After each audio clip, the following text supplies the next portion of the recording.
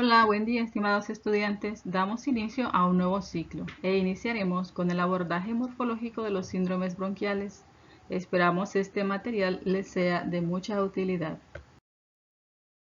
El objetivo será interpretar los patrones morfológicos no neoplásicos y neoplásicos de los procesos patológicos presentes en los síndromes bronquiales.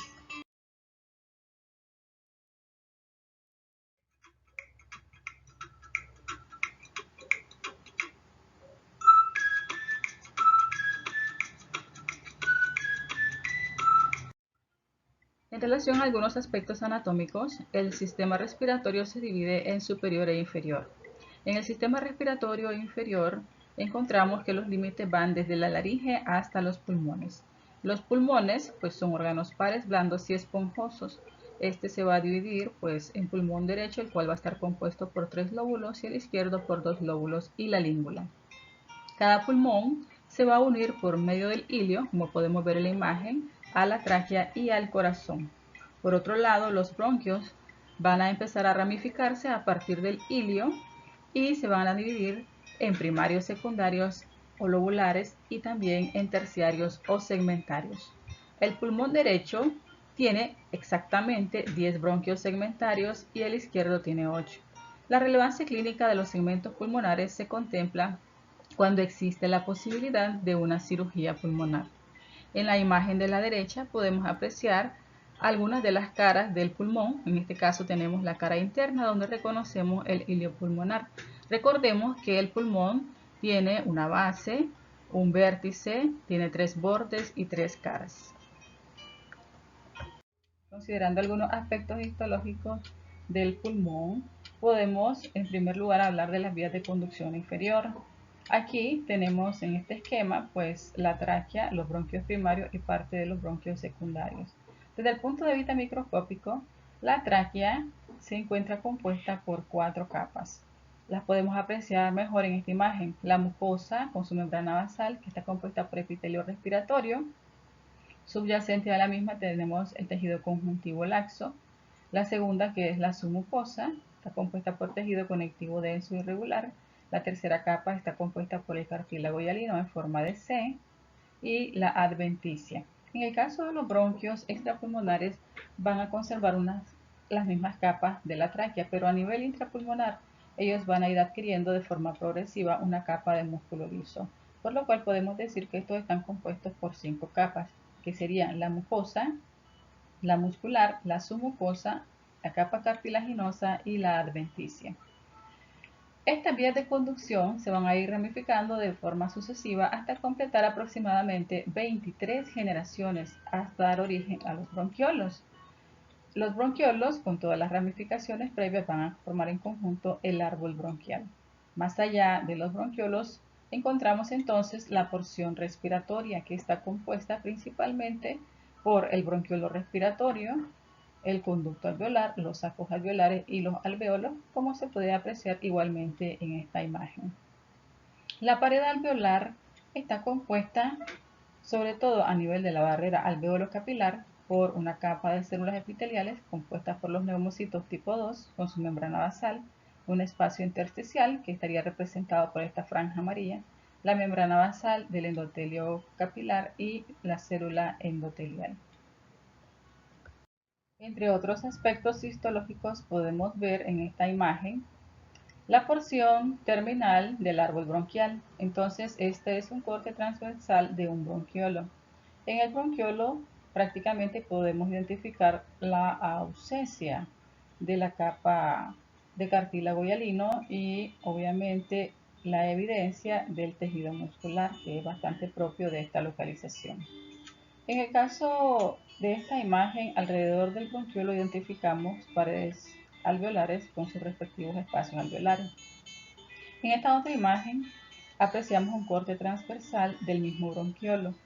A este nivel termina entonces la porción conductora e inicia la porción respiratoria con el bronquiolo respiratorio, que en conjunto con el conducto alveolar, los sacos alveolares y los alvéolos van a conformar el acino respiratorio. Aquí tenemos una imagen con mayor detalle de la pared alveolar y los espacios alveolares. Daremos inicio entonces en esta ocasión a diversos procesos patológicos caracterizados por una gama de signos y síntomas que tendrán en común la obstrucción bronquial, denominados en su conjunto síndromes bronquiales. Algunos serán de evolución aguda y otros de evolución más prolongada. La bronquitis aguda se caracteriza por ser un proceso el cual presenta tos aguda de 2 a 3 semanas de evolución con o sin expectoración y signos de escasa infección a nivel respiratorio. Por supuesto, también deben estar ausentes hallazgos de enfermedad pulmonar obstructiva crónica o cualquier otra causa que me sugiera la presencia de un cuadro neumónico o bien una sinusitis. Entre las etiologías más comunes está la viral en el 95% y son los virus sincitiales respiratorios, el de la influenza, la parainfluenza y los rinovirus los más comunes. No obstante, debemos considerar también que la etiología bacteriana puede afectar hasta en un 1 al 10% de los casos, siendo los más comúnmente involucrados los estreptococos y los estafilococos. En cuanto a los hallazgos microscópicos, podemos identificar en esta imagen parte del parénquima pulmonar que reconocemos como histológico. Aquí tenemos los espacios alveolares separados por sus paredes alveolares. A este nivel tenemos el bronquio afectado. Lo que llama la atención es la presencia de un patrón inflamatorio de tipo supurativo y además otros hallazgos que se le pueden acompañar como la presencia de congestión vascular en estas áreas que se ven más enrojecidas.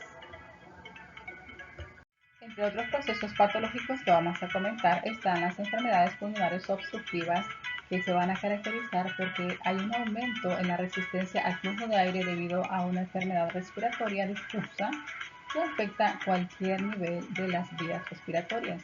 Dentro de este grupo podemos mencionar la bronquitis crónica, la bronquiolitis, la bronquiectasia, el asma y el enfisema.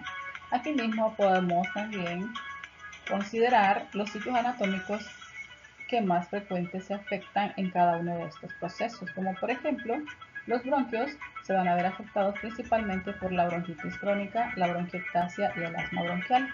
La bronquiolitis afectará sobre todo los bronquiolos y el enfisema, el asino respiratorio.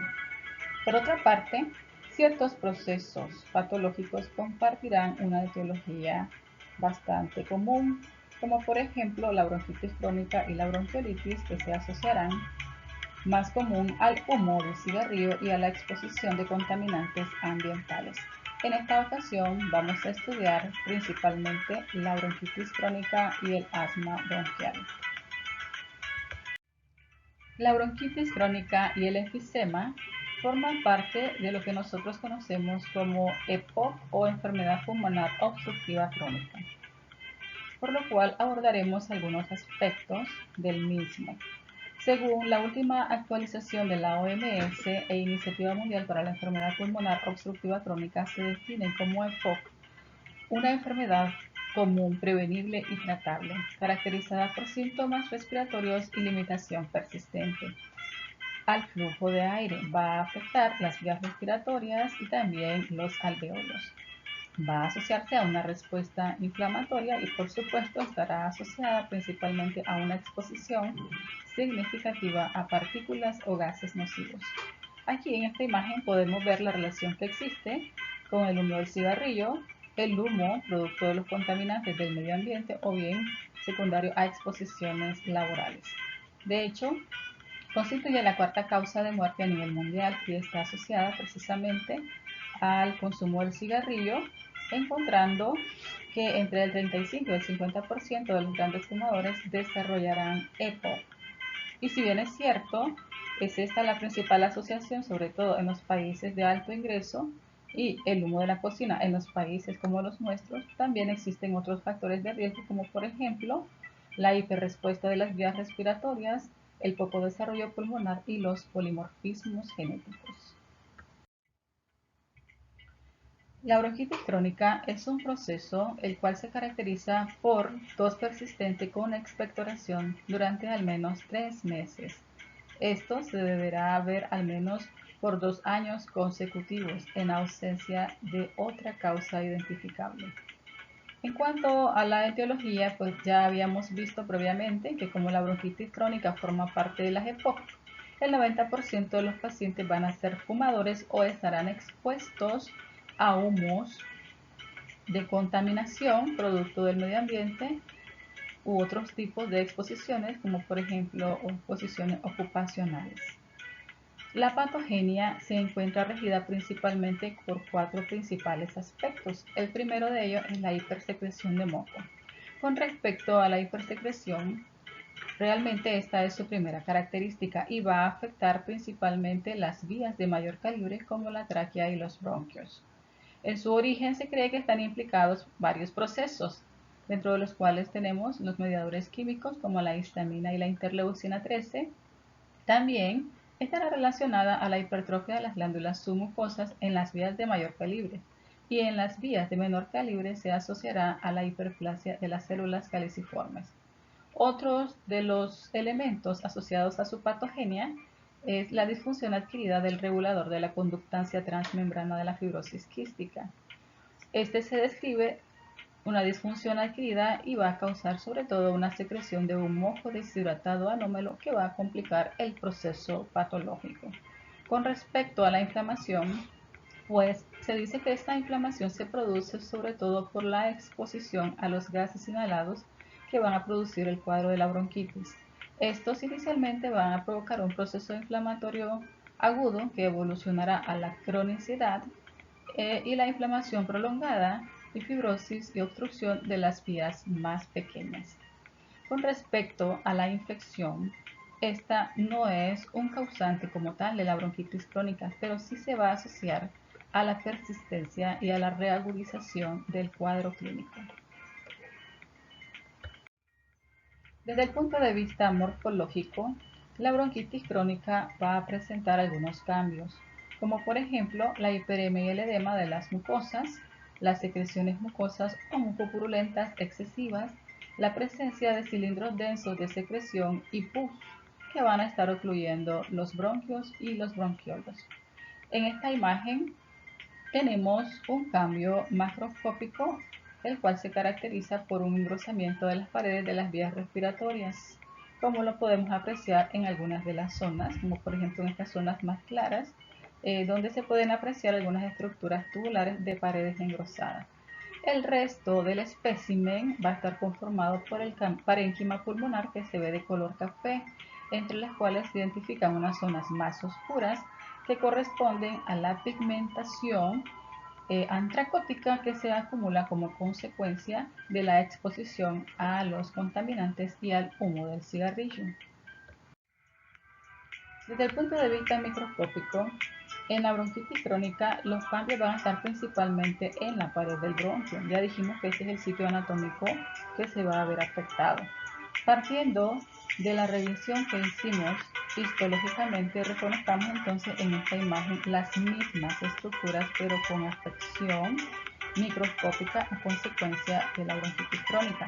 Entonces, en esta imagen tenemos la luz y la pared del bronquio, una parte de la pared. Este sería el revestimiento epitelial y esta sería la lámina propia que se encuentra precisamente con un importante infiltrado inflamatorio. Asociado a ello también la presencia de vasos sanguíneos congestivos. Por otro lado, en esta imagen, aquí también reconocemos la luz del bronquio, su revestimiento epitelial, pero encontramos otros cambios histológicos, como la hipertrofia muscular, con la presencia de tejido conectivo interpuesto entre las fibras musculares, y la hiperplasia y la hipertrofia de las glándulas submucosas que forman parte de su pared. Entre otros hallazgos, también se menciona la hiperplasia de las células caliciformes en las vías respiratorias de menor calibre, como ya habíamos comentado previamente, y otros más, como la metaplasia y la displasia escamosa.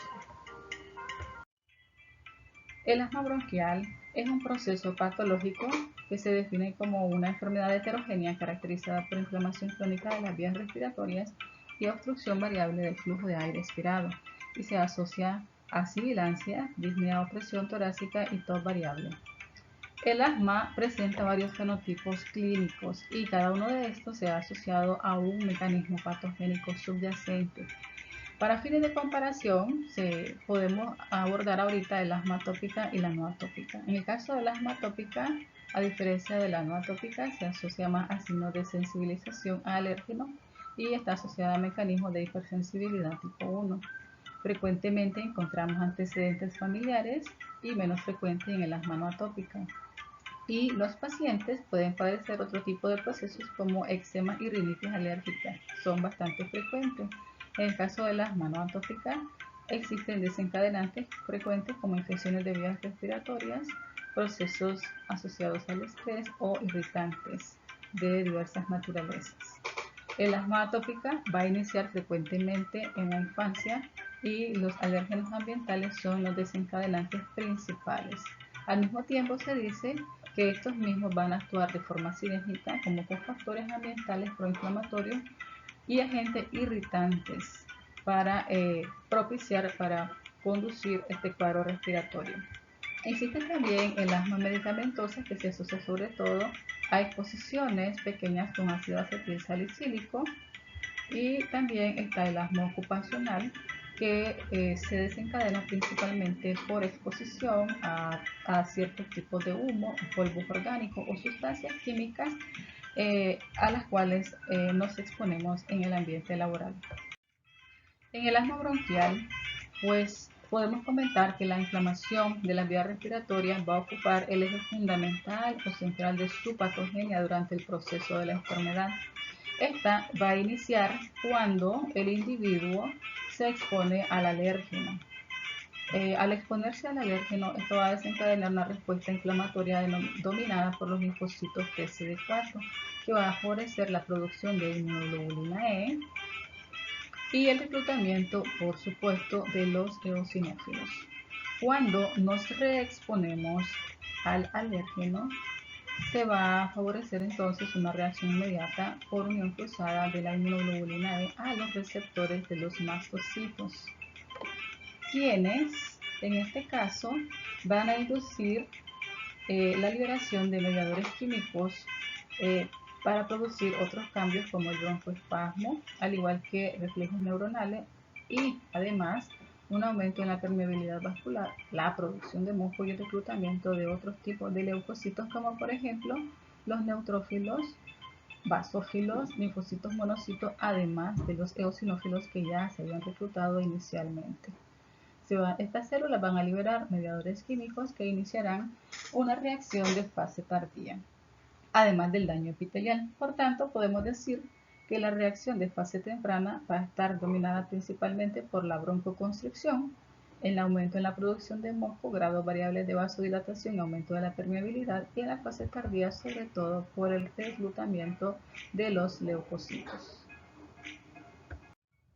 En este cuadro podemos identificar cuáles son los mediadores químicos que se encuentran implicados en los diversos cambios morfológicos que se dan a nivel de la pared bronquial, como por ejemplo el broncoespasmo va a estar asociado a los leucotrienos CDY4 y también a prostaglandina.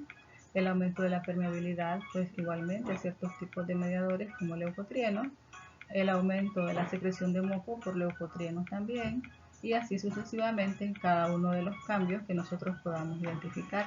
La presencia de eosinófilos y su reclutamiento va a estar mediado principalmente por la interleucina 5 y el reclutamiento de los neutrófilos por la TH17, los linfocitos TH17 que van a liberar interleucina 17. Desde el punto de vista morfológico, el hallazgo macroscópico más relevante en el asma bronquial es la oclusión de los bronquios y los bronquiolos por tapones de moco firmes y espesos, que frecuentemente se van a asociar al desprendimiento epitelial, con lo cual pues, se van a mezclar. Desde el punto de vista microscópico, podemos hacer un estudio citológico y podemos también identificar ciertos cambios desde el punto de vista microscópico si tuviéramos la oportunidad de realizar una biopsia. Entonces, desde el punto de vista citológico podemos identificar muestras obtenidas producto de lavado broncoalveolar o bien muestras de esputo, donde podemos identificar algunas estructuras, como es el caso de los espirales de Krushman, tal es el caso de esta lámina, la cual se caracterizan por ser estructuras tipo espiral que son comúnmente vistas en pacientes asmáticos y en pacientes con bronquitis crónica. Entonces ustedes pueden ver en esta imagen estas estructuras que parecen como un hilo enrollado y que nos permiten identificar estos tipos de espirales. Además, se describen los cristales de Charcot-Leyden. Estos, como su nombre lo dice, pues son estructuras como estas que se ven aquí de tipo esticulado, de color rosa intensa, y que también las podemos identificar como parte de los hallazgos propios de los pacientes con asma y bronquitis crónica. Desde el punto de vista microscópico, el asma bronquial se caracteriza sobre todo por un engrosamiento de la pared bronquial asociada a un cuadro inflamatorio con predominio de eosinófilos, como ya lo habíamos descrito previamente. Tomando en consideración la patogenia de la misma, también podemos comentar que en las etapas tardías podemos encontrar no solamente eosinófilos, sino también otros tipos de leucocitos como neutrófilos, leucocitos y macrófagos. Asociado a la respuesta inflamatoria, también podemos encontrar otros cambios estructurales que se conocen en su conjunto como remodelación de las vías respiratorias, entre los cuales encontramos la fibrosis de la membrana basal, asociada principalmente a depósito de colágeno tipo 1 y tipo 3, aumento en la vascularización, aumento en el tamaño de las glándulas submucosas y en el número de las células caliciformes, como lo apreciamos en la imagen, hipertrofia e hiperplasia del músculo que se encuentra ubicado en la pared del bronquio.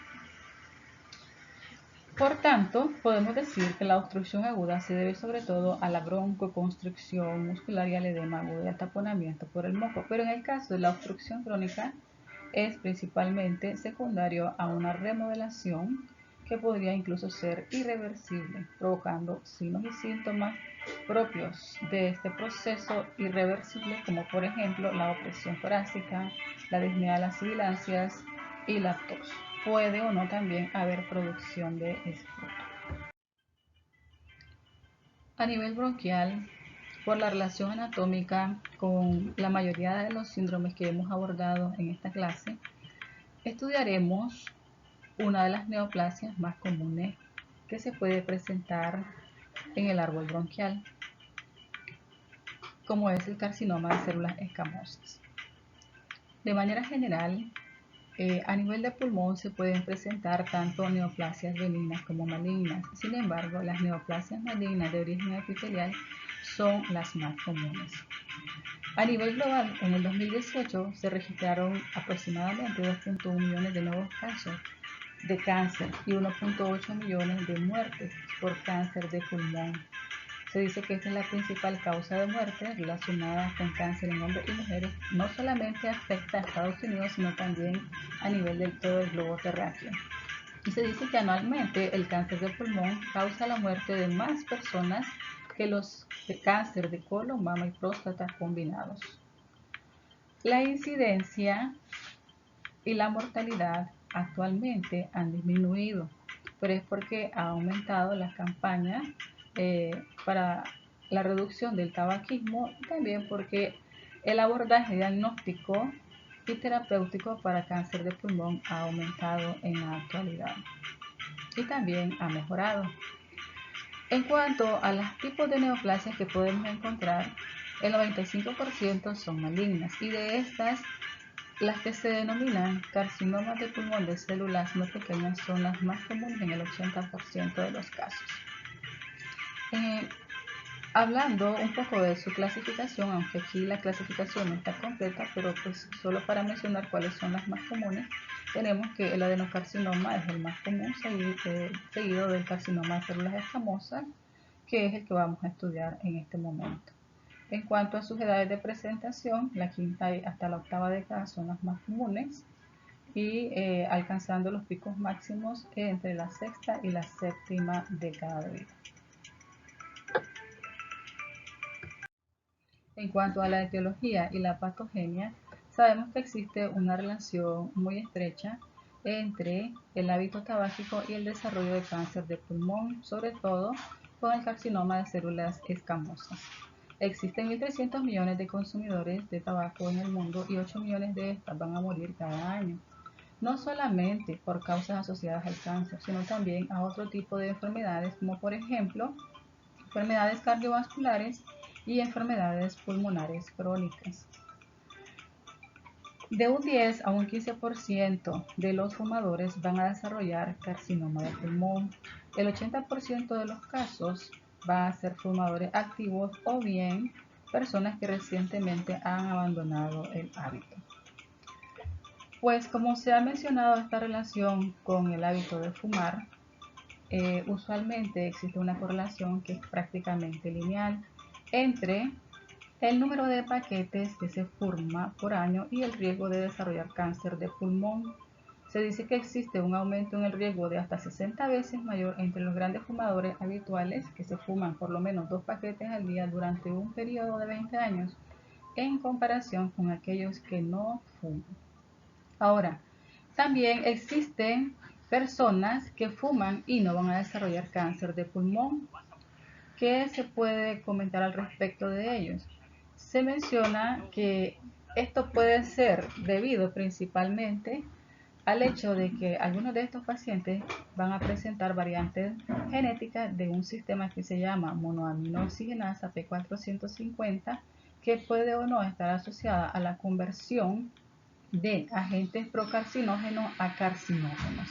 Entonces, si estas personas que fuman no poseen estas variantes genéticas de este sistema que promueven la conversión de procarcinógenos a carcinógenos, lo más probable es que estos pacientes, estas personas no desarrollen el carcinoma pulmonar, a diferencia de aquellas personas, de aquellos fumadores que sí poseen este sistema enzimático de monoaminooxigenasa P450 con capacidad de convertir procarcinógenos a carcinógenos, y por supuesto el riesgo en ellos de desarrollar cáncer de pulmón será muy elevado. Por otro lado, también se menciona que a nivel de los linfocitos de sangre periférica se pueden presentar rupturas cromosómicas después de la exposición a ciertos tipos de carcinógenos. Y además, también se ha visto que existe una correlación lineal entre la intensidad de la exposición al humo del cigarrillo y la aparición de algunos cambios epiteliales, como por ejemplo la hiperplasia de células basales, la metaplasia escamosa y la displasia. En esta diapositiva podemos observar una clasificación bastante breve de la mayoría de las neoplasias de pulmón, dentro de las cuales podemos una vez más confirmar que las de origen epitelial son las más comunes. Y aquí podemos también identificar el carcinoma de células escamosas, que se puede al mismo tiempo subclasificar de células queratinizantes, no queratinizantes y basaloides. Por otro lado, podemos ver algunas de las alteraciones genéticas que se encuentran asociadas al carcinoma de célula escamosa, entre las cuales tenemos deleciones a amplificaciones.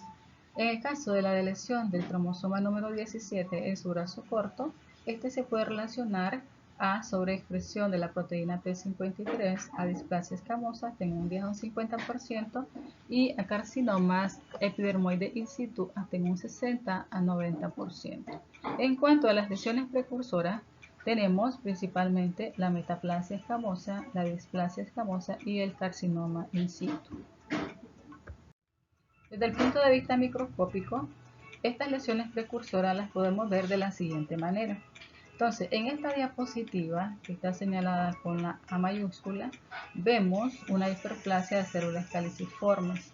Entonces, aquí tenemos, ¿verdad?, el borde en cepillos, que es característico del epitelio respiratorio a nivel bronquial, pero las células caliciformes se encuentran aumentadas en número. En la siguiente imagen vemos una hiperplasia de células basales. Nosotros sabemos pues que las células basales son las que se encuentran más cerca de la membrana basal y en este caso se encuentran aumentadas. La metaplasia escamosa, por su parte, es un cambio de un fenotipo por otro tipo más resistente. como este tipo de epitelio respiratorio se está exponiendo al humo del cigarrillo o quizás a otro tipo de humo producto de la contaminación del medio ambiente, las células madres van a sufrir una reprogramación y en vez de diferenciarse a células columnares, se diferenciarán a epitelio escamoso, que es más resistente.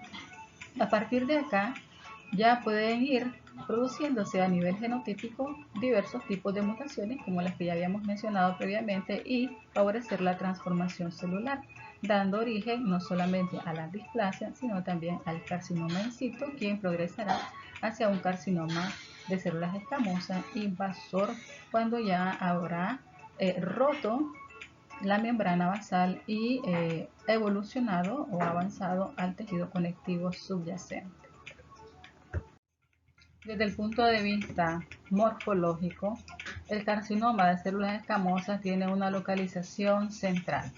Cuando decimos una localización central, esto hace referencia a una localización que tiene relación con el hilio pulmonar, puesto que sabemos que se origina de la pared bronquial, específicamente de los bronquios segmentarios o subsegmentarios. Antes la mayoría de los carcinomas epidermoides se originaban a nivel central en estos bronquios que ya he mencionado, pero actualmente la incidencia del carcinoma epidermoide o de células escamosas a nivel periférico en el pulmón está cada vez en aumento. Entonces, en esta imagen macroscópica nosotros vemos una masa que se encuentra localizada, es de gran tamaño, se encuentra localizada de manera preferencial a nivel central, pero tiene una amplia extensión probablemente hacia la periferia. Lo mismo en esta otra imagen, una masa de considerable tamaño que está muy cerca o involucrando, ¿verdad?, la pared de algunos bronquios. Desde el punto de vista microscópico, como es un carcinoma de células escamosas, vamos a encontrar la presencia de queratinización y puentes intercelulares muy parecidos a los hallazgos que reconocemos en cualquier tipo de epitelio escamoso.